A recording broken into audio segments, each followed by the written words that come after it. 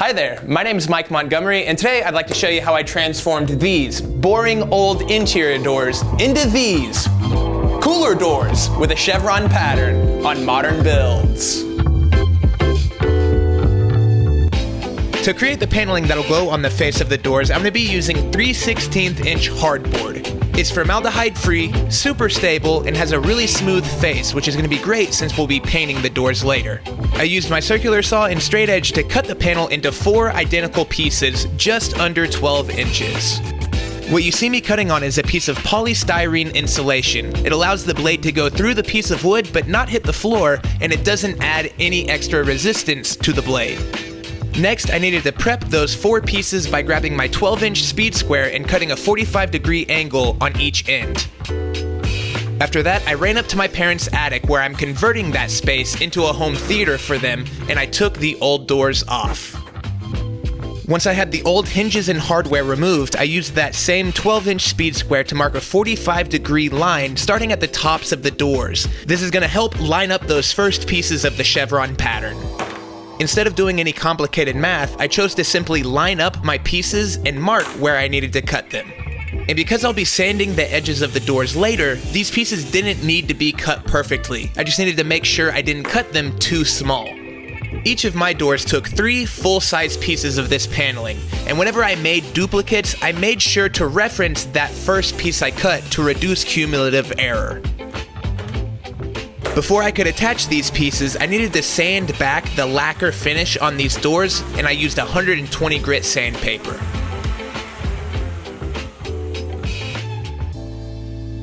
After taking a little time to clean up the doors, I grabbed some wood glue along with my finish nailer and started attaching the panels, using that reference line to line everything up. Every other panel is going to be referencing this first piece, so double check and make sure it's perfectly 45 degrees. You guys know I love Gorilla Glue, and it's pretty obvious by how much I used on these pieces. In hindsight, I could have gotten away with using quite a bit less wood glue, but I had never used this hardboard material before, so I didn't know how it would interact with the wood. I didn't know if it would all soak up or if it would work fine. Turns out, it worked great. Better safe than sorry, I guess. After installing those first 3 full pieces, it was time to start marking and cutting each piece to fit. Once again, I erred on the side of caution, leaving the line instead of cutting on the line. You can always sand a little away, but you can't put it back. And in case you were curious, I'm using one of those cheap Home Depot rulers as a spacer between each of my pieces. It's about 1/4 of an inch thick.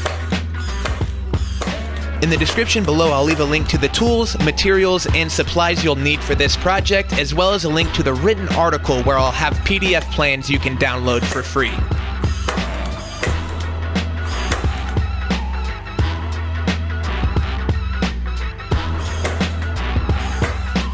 With all of my pieces installed, I grabbed my jigsaw and I trimmed everything flush to the edge of the doors. And like I mentioned earlier, I erred on the side of caution here, knowing that I was going to sand the doors after applying wood filler to all of the nail holes.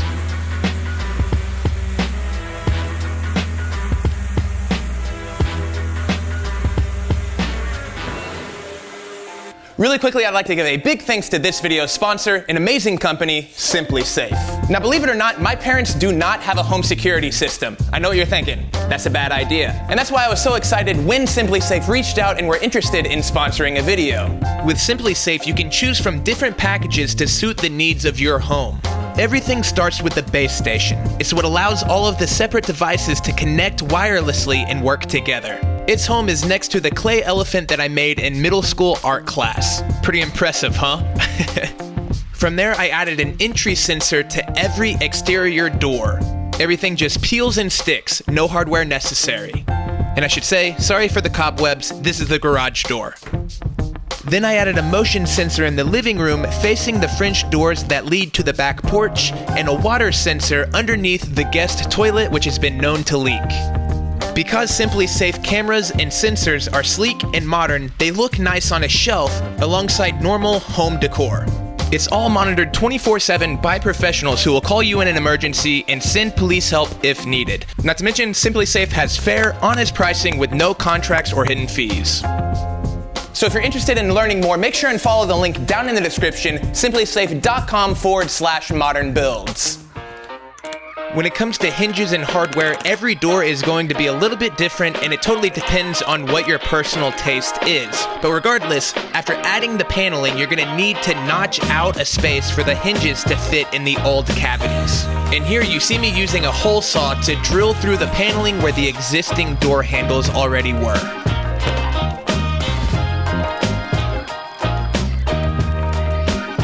The color I chose from Behr is called Arrowhead Lake. It's a nice neutral blue that looks awesome in natural light. And I was pleasantly surprised just how deep and rich this color gets in low light, which is awesome since these are going to be going in a home theater. Using a brush, I made sure to avoid runs in any of the grooves, and then I grabbed a high-density foam roller and applied my first coat of paint. And just like everything else on this project, I erred on the side of caution and did relatively light coats. That way I didn't have any drips or runs going into the grooves.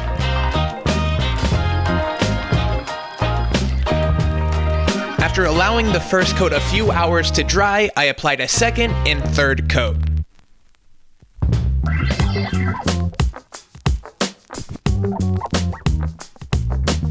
And before applying the final coat of paint, I'm going to use a 180 grit sanding sponge to knock down the orange peel texture that rolling paint on leaves, as well as any paint runs or globs that I've happened to make.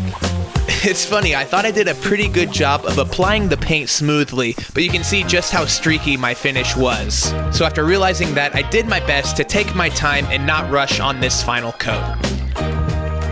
Unfortunately, my local Home Depot didn't have hinges with a satin chrome finish to match the door handles, so I just got classic shiny chrome to make do. Depending on what your door casing looks like, you may need to do a little bit of painting before you can install your doors. I did at least. Because the doors are only painted on one side, I used masking tape to make sure that everything on the other side of the door jamb is still the same stain that's original to the doors. Painting in this attic space is the first time I've used frog tape, and I've been pretty impressed with it. It really does leave clean lines. If you plan on installing the doors yourself, I recommend raising it off the ground on some scrap wood so you don't have to hold it and screw everything in at the same time. The nice thing about doors, though, is that none of the hardware is difficult to install. This is really a standard process and goes by quick.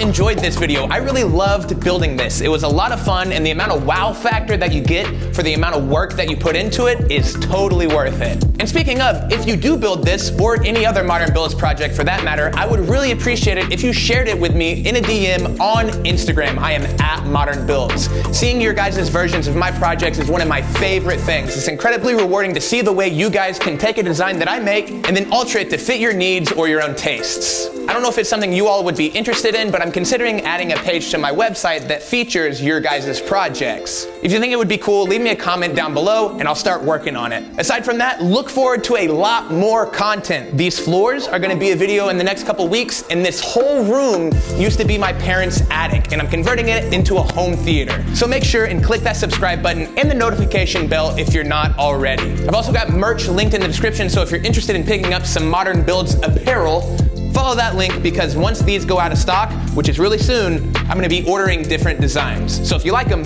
cop them. So thanks everybody again for watching. You all are amazing. Thank you for being patient while I'm working on this big project. Don't worry though, I've got a lot of content coming very soon. And until next time, this has been Modern Builds. Bye everybody.